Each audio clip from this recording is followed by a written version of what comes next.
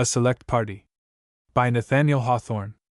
The man of fancy made an entertainment at one of his castles in the air, and invited a select number of distinguished personages to favor him with their presence. The mansion, though less splendid than many that have been situated in the same region, was nevertheless of a magnificence such as is seldom witnessed by those acquainted only with terrestrial architecture. Its strong foundations and massive walls were quarried out of a ledge of heavy and somber clouds which had hung brooding over the earth, apparently as dense and ponderous as its own granite, throughout a whole autumnal day. Perceiving that the general effect was gloomy, so that the airy castle looked like a feudal fortress, or a monastery of the Middle Ages, or a state prison of our own times, rather than the home of pleasure and repose which he intended it to be, the owner, regardless of expense, resolved to gild the exterior from top to bottom. Fortunately, there was just then a flood of evening sunshine in the air. This being gathered up and poured abundantly upon the roof and walls, imbued them with a kind of solemn cheerfulness, while the cupolas and pinnacles were made to glitter with the purest gold, and all the 100 windows gleamed with a glad light, as if the edifice itself were rejoicing in its heart. And now, if the people of the lower world chanced to be looking upward out of the turmoil of their petty perplexities, they probably mistook the castle in the air for a heap of sunset clouds, to which the magic of light and shade had imparted the aspect of a fantastically constructed mansion. To such beholders it was unreal, because they lacked the imaginative faith. Had they been worthy to pass within its portal, they would have recognized the truth, that the dominions which the spirit conquers for itself among unrealities become 1,000 times more real than the earth whereon they stamp their feet, saying, "This is solid and substantial, this may be called a fact." At the appointed hour, the host stood in his great saloon to receive the company. It was a vast and noble room, the vaulted ceiling of which was supported by double rows of gigantic pillars that had been hewn entire out of masses of variegated clouds. So brilliantly were they polished, and so exquisitely wrought by the sculptor's skill, as to resemble the finest specimens of emerald, porphyry, opal, and chrysolite, thus producing a delicate richness of effect which their immense size rendered not incompatible with grandeur. To each of these pillars a meteor was suspended. Thousands of these ethereal lustres are continually wandering about the firmament, burning out to waste, yet capable of imparting a useful radiance to any person who has the art of converting them to domestic purposes. As managed in the saloon, they are far more economical than ordinary lamplight. Such, however, was the intensity of their blaze that it had been found expedient to cover each meteor with a globe of evening mist, thereby muffling the too potent glow, and soothing it into a mild and comfortable splendor. It was like the brilliancy of a powerful yet chastened imagination, a light which seemed to hide whatever was unworthy to be noticed and give effect to every beautiful and noble attribute. The guests, therefore, as they advanced up the center of the saloon, appeared to better advantage than ever before in their lives. The first that entered, with old-fashioned punctuality, was a venerable figure in the costume of bygone days, with his white hair flowing down over his shoulders and a reverend beard upon his breast. He leaned upon a staff, the tremulous stroke of which, as he set it carefully upon the floor, re-echoed through the saloon at every footstep. Recognizing at once this celebrated personage, whom it had cost him a vast deal of trouble and research to discover, the host advanced nearly 3/4 of the distance down between the pillars to meet and welcome him. "Venerable sir," said the man of fancy, bending to the floor, "the honor of this visit would never be forgotten were my term of existence to be as happily prolonged as your own." The old gentleman received the compliment with gracious condescension. He then thrust up his spectacles over his forehead, and appeared to take a critical survey of the saloon. "Never within my recollection," observed he, "have I entered a more spacious and noble hall. But are you sure that it is built of solid materials and that the structure will be permanent?" "Oh, never fear, my venerable friend," replied the host. "In reference to a lifetime like your own, it is true my castle may well be called a temporary edifice. But it will endure long enough to answer all the purposes for which it was erected." But we forget that the reader has not yet been made acquainted with the guest.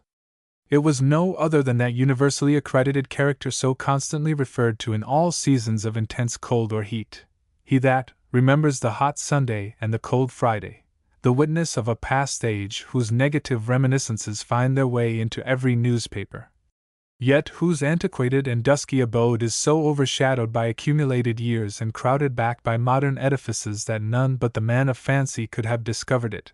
It was, in short, that twin brother of time, and great grandsire of mankind, and hand and glove associate of all forgotten men and things, the oldest inhabitant. The host would willingly have drawn him into conversation, but succeeded only in eliciting a few remarks as to the oppressive atmosphere of this present summer evening compared with one which the guest had experienced about 80 years ago. The old gentleman, in fact, was a good deal overcome by his journey among the clouds, which, to a frame so earth-encrusted by long continuance in a lower region, was unavoidably more fatiguing than to younger spirits. He was therefore conducted to an easy chair, well cushioned and stuffed with vaporous softness, and left to take a little repose. The man of fancy now discerned another guest, who stood so quietly in the shadow of one of the pillars that he might easily have been overlooked.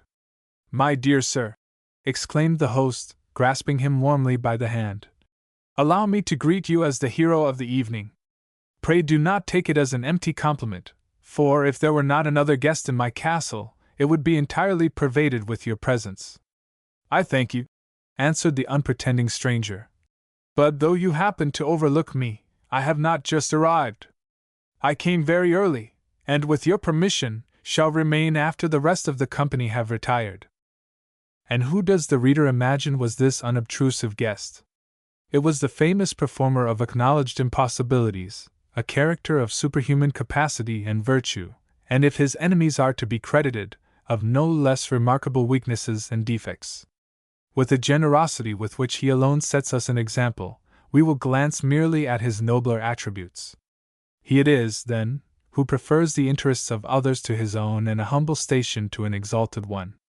Careless of fashion, custom, the opinions of men, and the influence of the press, he assimilates his life to the standard of ideal rectitude, and thus proves himself the one independent citizen of our free country. In point of ability, many people declare him to be the only mathematician capable of squaring the circle, the only mechanic acquainted with the principle of perpetual motion, the only scientific philosopher who can compel water to run uphill, the only writer of the age whose genius is equal to the production of an epic poem, and finally, so various are his accomplishments, the only professor of gymnastics who has succeeded in jumping down his own throat. With all these talents, however, he is so far from being considered a member of good society, that it is the severest censure of any fashionable assemblage to affirm that this remarkable individual was present.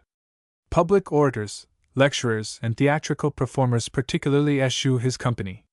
For especial reasons, we are not at liberty to disclose his name, and shall mention only one other trait, a most singular phenomenon in natural philosophy, that, when he happens to cast his eyes upon a looking-glass, he beholds nobody reflected there. Several other guests now made their appearance, and among them, chattering with immense volubility, a brisk little gentleman of universal vogue in private society, and not unknown in the public journals under the title of Monsieur Ondit. The name would seem to indicate a Frenchman, but whatever be his country, he is thoroughly versed in all the languages of the day, and can express himself quite as much to the purpose in English as in any other tongue. No sooner were the ceremonies of salutation over than this talkative little person put his mouth to the host's ear and whispered 3 secrets of state, an important piece of commercial intelligence, and a rich item of fashionable scandal. He then assured the man of fancy that he would not fail to circulate in the society of the lower world a minute description of this magnificent castle in the air and of the festivities at which he had the honor to be a guest. So saying, Monsieur Ondit made his bow and hurried from one to another of the company, with all of whom he seemed to be acquainted and to possess some topic of interest or amusement for every individual. Coming at last to the oldest inhabitant, who was slumbering comfortably in the easy chair, he applied his mouth to that venerable ear. "What do you say?" cried the old gentleman, starting from his nap and putting up his hand to serve the purpose of an ear trumpet. Monsieur Ondit bent forward again and repeated his communication. "Never within my memory," exclaimed the oldest inhabitant, lifting his hands in astonishment, "has so remarkable an incident been heard of. Now came in the clerk of the weather, who had been invited out of deference to his official station, although the host was well aware that his conversation was likely to contribute but little to the general enjoyment. He soon, indeed, got into a corner with his acquaintance of long ago, the oldest inhabitant, and began to compare notes with him in reference to the great storms, gales of wind, and other atmospherical facts that had occurred during a century past. It rejoiced the man of fancy that his venerable and much respected guest had met with so congenial an associate. Entreating them both to make themselves perfectly at home, he now turned to receive the wandering Jew. This personage, however, had latterly grown so common, by mingling in all sorts of society and appearing at the beck of every entertainer, that he could hardly be deemed a proper guest in a very exclusive circle. Besides, being covered with dust from his continual wanderings along the highways of the world, he really looked out of place in a dress party, so that the host felt relieved of an incommodity when the restless individual in question, after a brief stay, took his departure on a ramble towards Oregon. The portal was now thronged by a crowd of shadowy people with whom the man of fancy had been acquainted in his visionary youth. He had invited them hither for the sake of observing how they would compare, whether advantageously or otherwise, with the real characters to whom his maturer life had introduced him. They were beings of crude imagination, such as glide before a young man's eye and pretend to be actual inhabitants of the earth, the wise and witty with whom he would hereafter hold intercourse, the generous and heroic friends whose devotion would be requited with his own, the beautiful dream woman who would become the helpmate of his human toils and sorrows and at once the source and partaker of his happiness. Alas! It is not good for the full-grown man to look too closely at these old acquaintances, but rather to reverence them at a distance through the medium of years that have gathered duskily between. There was something laughably untrue in their pompous stride and exaggerated sentiment. They were neither human nor tolerable likenesses of humanity, but fantastic maskers, rendering heroism and nature alike ridiculous by the grave absurdity of their pretensions to such attributes. And as for the peerless dream lady, behold! There advanced up the saloon, with a movement like a jointed doll, a sort of wax figure of an angel, a creature as cold as moonshine, an artifice in petticoats, with an intellect of pretty phrases and only the semblance of a heart, yet in all these particulars the true type of a young man's imaginary mistress. Hardly could the host's punctilious courtesy restrain a smile as he paid his respects to this unreality, and met the sentimental glance with which the dream sought to remind him of their former love passages. "No, no, fair lady," murmured he betwixt sighing and smiling. "My taste is changed. I have learned to love what nature makes better than my own creations in the guise of womanhood." "Ah, false one!" shrieked the dream lady, pretending to faint, but dissolving into thin air, out of which came the deplorable murmur of her voice. "Your inconstancy has annihilated me." "So be it," said the cruel man of fancy to himself. "And a good riddance, too." Together with these shadows, and from the same region, there came an uninvited multitude of shapes which at any time during his life had tormented the man of fancy in his moods of morbid melancholy or had haunted him in the delirium of fever. The walls of his castle in the air were not dense enough to keep them out, nor would the strongest of earthly architecture have availed to their exclusion. Here were those forms of dim terror which had beset him at the entrance of life, waging warfare with his hopes. Here were strange uglinesses of earlier date, such as haunt children in the night time.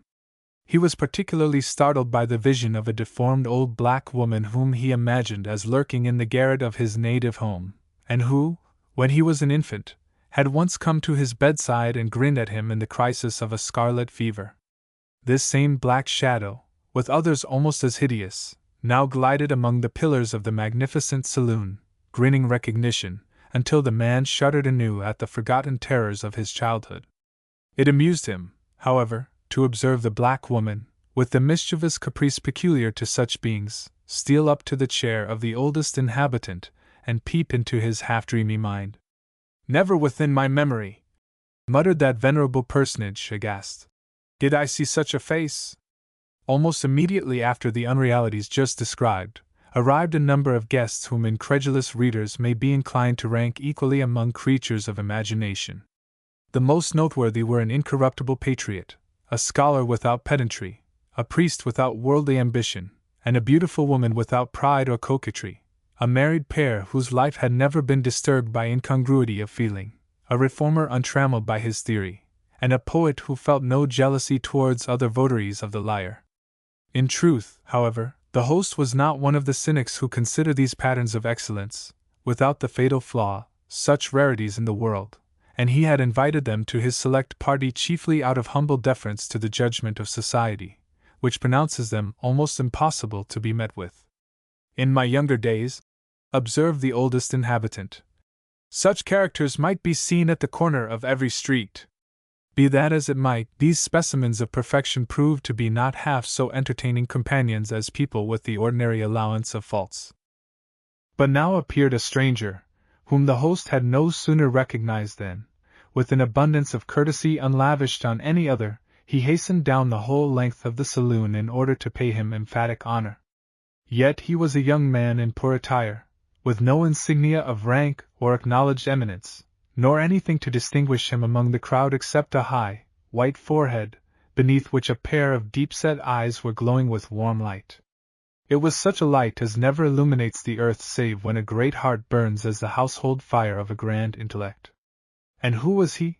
Who but the master genius for whom our country is looking anxiously into the mist of time, as destined to fulfill the great mission of creating an American literature, hewing it, as it were, out of the unwrought granite of our intellectual quarries. From him, whether molded in the form of an epic poem or assuming a guise altogether new as the spirit itself may determine, we are to receive our first great original work, which shall do all that remains to be achieved for our glory among the nations. How this child of a mighty destiny had been discovered by the man of fancy it is of little consequence to mention. Suffice it that he dwells as yet unhonored among men, unrecognized by those who have known him from his cradle. The noble countenance which should be distinguished by a halo diffused around it passes daily amid the throng of people toiling and troubling themselves about the trifles of a moment, and none pay reverence to the worker of immortality.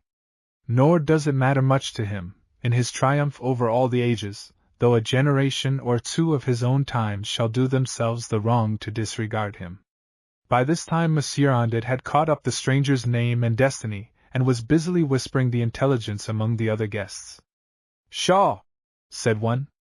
"There can never be an American genius." "Pish!" cried another.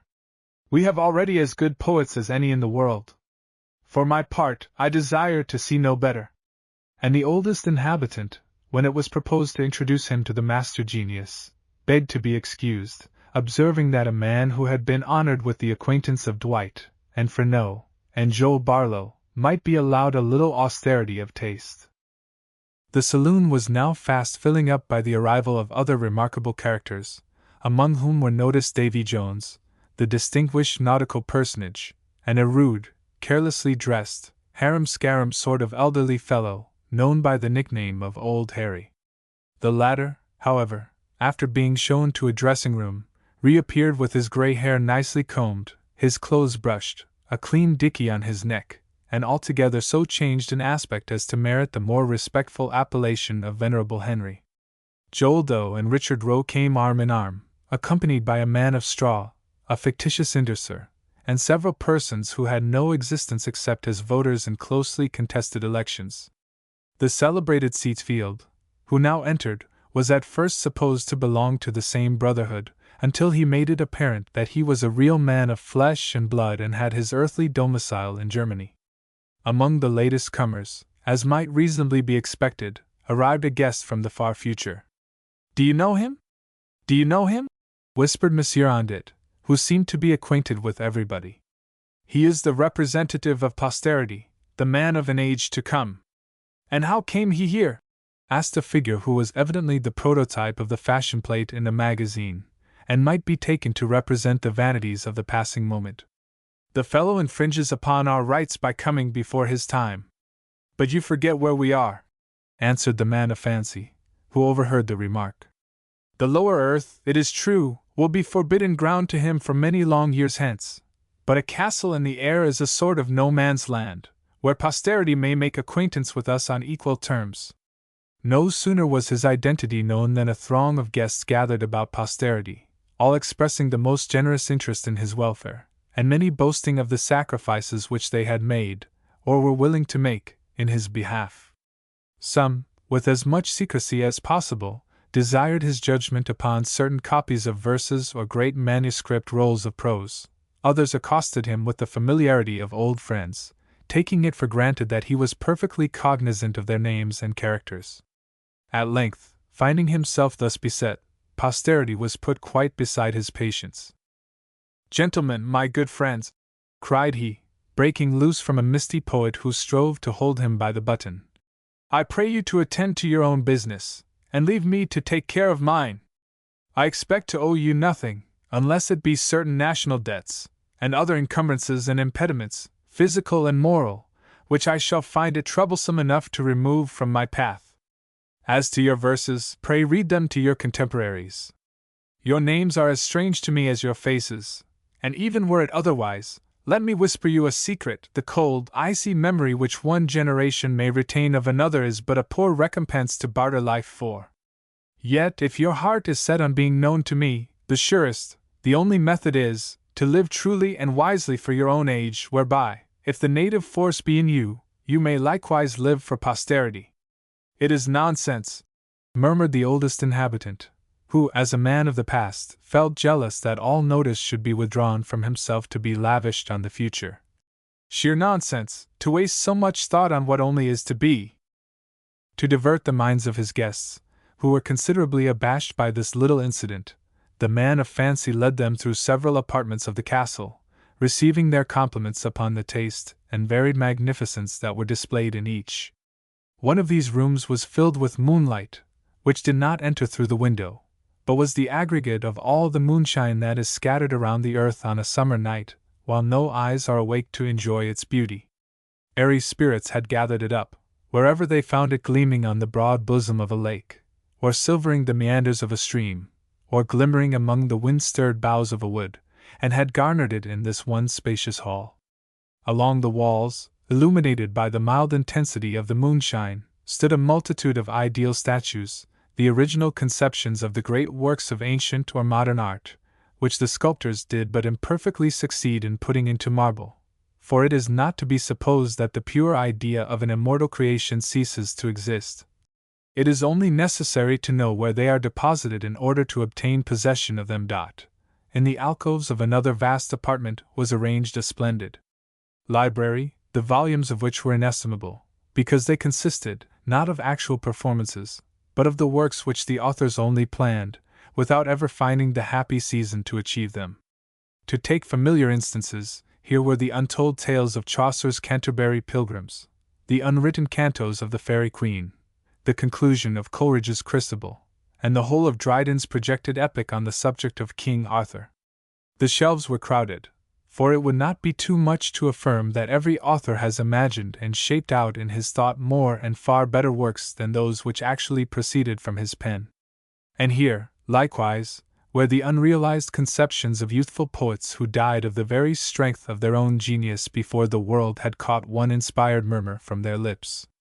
When the peculiarities of the library and statue gallery were explained to the oldest inhabitant, he appeared infinitely perplexed, and exclaimed, with more energy than usual, that he had never heard of such a thing within his memory, and moreover, did not at all understand how it could be. "But my brain, I think," said the good old gentleman, "is getting not so clear as it used to be. You young folks, I suppose, can see your way through these strange matters. For my part, I give it up." "And so do I," muttered the old Harry. "It is enough to puzzle the ahem."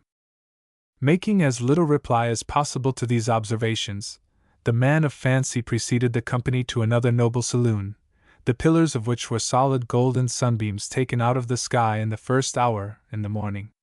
Thus, as they retained all their living luster, the room was filled with the most cheerful radiance imaginable, yet not too dazzling to be borne with comfort and delight. The windows were beautifully adorned with curtains made of the many-colored clouds of sunrise, all imbued with virgin light, and hanging in magnificent festoons from the ceiling to the floor. Moreover, there were fragments of rainbows scattered through the room, so that the guests, astonished at one another, reciprocally saw their heads made glorious by the 7 primary hues, or, if they chose, as who would not, they could grasp a rainbow in the air and convert it to their own apparel and adornment. But the morning light and scattered rainbows were only a type and symbol of the real wonders of the apartment. By an influence akin to magic, yet perfectly natural, whatever means and opportunities of joy are neglected in the lower world had been carefully gathered up and deposited in the saloon of morning sunshine. As may well be conceived, therefore, there was material enough to supply, not merely a joyous evening, but also a happy lifetime, to more than as many people as that spacious apartment could contain. The company seemed to renew their youth, while that pattern and proverbial standard of innocence, the child unborn, frolicked to and fro among them, communicating his own unwrinkled gaiety to all who had the good fortune to witness his gambols. "My honored friends," said the man of fancy, after they had enjoyed themselves a while, "I am now to request your presence in the banqueting hall, where a slight collation is awaiting you." "Ah, well said!"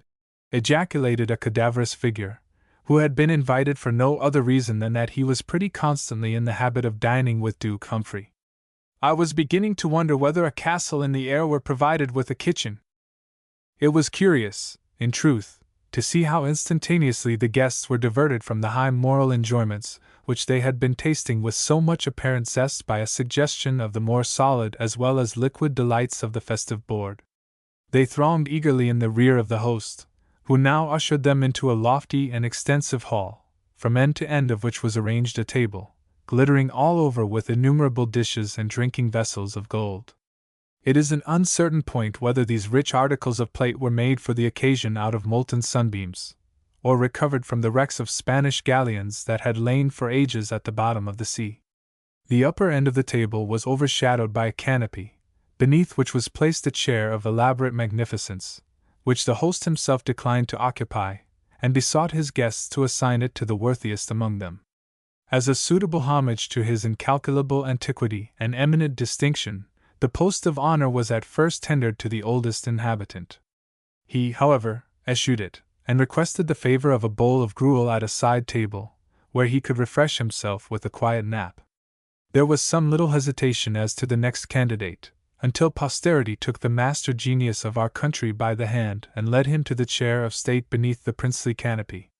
When once they beheld him in his true place, the company acknowledged the justice of the selection by a long thunderroll of vehement applause. Then was served up a banquet, combining, if not all the delicacies of the season, yet all the rarities which careful purveyors had met with in the flesh, fish, and vegetable markets of the land of nowhere. The bill of fare being unfortunately lost, we can only mention a phoenix, roasted in its own flames, cold potted birds of paradise, ice creams from the Milky Way, and whipped syllabubs and flummery from the paradise of fools, whereof there was a very great consumption. As for drinkables, the temperance people contented themselves with water as usual, but it was the water of the fountain of youth. The ladies sipped nepenthe, the lovelorn, the careworn, and the sorrow-stricken were supplied with brimming goblets of lethe, and it was shrewdly conjectured that a certain golden vase, from which only the more distinguished guests were invited to partake, contained nectar that had been mellowing ever since the days of classical mythology. The cloth being removed, the company, as usual, grew eloquent over their liquor and delivered themselves of a succession of brilliant speeches, the task of reporting which we resigned to the more adequate ability of Councillor Gill, whose indispensable cooperation the man of fancy had taken the precaution to secure. When the festivity of the banquet was at its most ethereal point, the clerk of the weather was observed to steal from the table and thrust his head between the purple and golden curtains of one of the windows. "My fellow guests," he remarked aloud, after carefully noting the signs of the night, "I advise such of you as live at a distance to be going as soon as possible, for a thunderstorm is certainly at hand." "Mercy on me!" cried Mother Carey, who had left her brood of chickens and come hither in gossamer drapery, with pink silk stockings. "How shall I ever get home?" All now was confusion and hasty departure, with but little superfluous leave-taking. The oldest inhabitant, however, true to the rule of those long past days in which his courtesy had been studied, paused on the threshold of the meteor-lighted hall to express his vast satisfaction at the entertainment. "Never within my memory," observed the gracious old gentleman, "has it been my good fortune to spend a pleasanter evening or in more select society. The wind here took his breath away, whirled his three-cornered hat into infinite space, and drowned what further compliments it had been his purpose to bestow. Many of the company had bespoken will-o'-the-wisps to convoy them home, and the host, in his general beneficence, had engaged a man in the moon, with an immense horn lantern, to be the guide of such desolate spinsters as could do no better for themselves. But a blast of the rising tempest blew out all their lights in the twinkling of an eye. How, in the darkness that ensued, the guests contrived to get back to earth, or whether the greater part of them contrived to get back at all, or are still wandering among clouds, mists, and puffs of tempestuous wind, bruised by the beams and rafters of the overthrown castle in the air, and deluded by all sorts of unrealities, are points that concern themselves much more than the writer or the public. People should think of these matters before they trust themselves on a pleasure party into the realm of nowhere.